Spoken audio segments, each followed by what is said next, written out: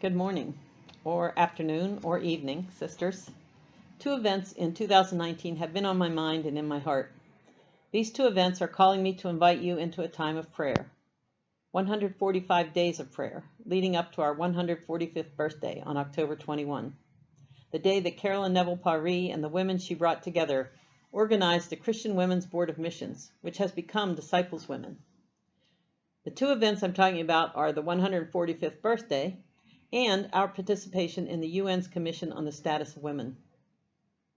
Something is happening. God is speaking, and women are finding their voices. Women have important stories to tell, and when we listen and hear those stories, we are all better for it. We've studied many stories in the Bible where the women characters are unnamed. The woman at the well, Jephthah's daughter, the Syrophoenician woman. These are women whose stories are important to our understanding of our combined story of faith, yet we do not know their names. Do we have women in our midst that are unnamed? Women who feel invisible. Women who serve and are a big part of our combined faith story, yet they are unnamed. What can we do to amplify their voices? How are we silencing women in the church? How difficult do we make it for women to use their voices? What messages do we send that reinforce the idea that women have less value in the world or in the church? Are we fully aware and focused on celebrating and uplifting the contributions of women to the church and to the faith? Are women's ministries represented in church budgets, reflective on the mission and ministry they are doing? We need to take a look at ourselves. Are we personally or systemically supporting male-centric concepts of personhood for women? Are we part of the dominant culture in our context without asking the question, who are we silencing? This doesn't only happen in our world, but there are many stories in the Bible of women's voices being silenced.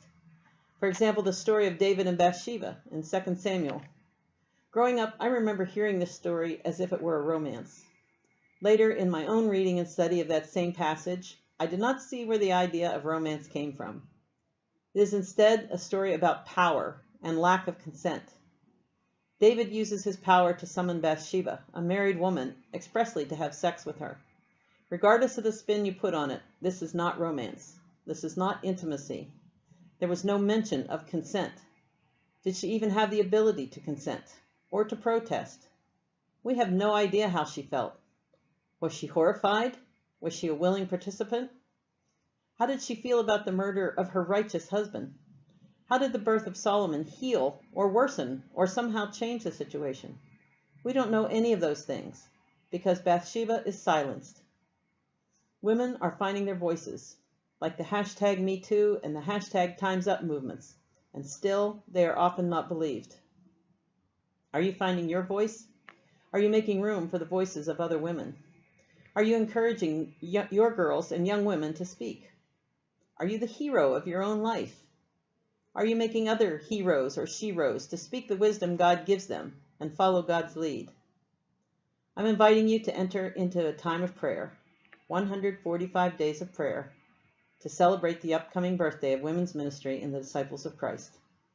I'm also inviting you to spend this time of prayer understanding that you are complete and beloved. We have provided a prayer calendar with suggestions for the focus of your prayers each day, and you can find it on the website.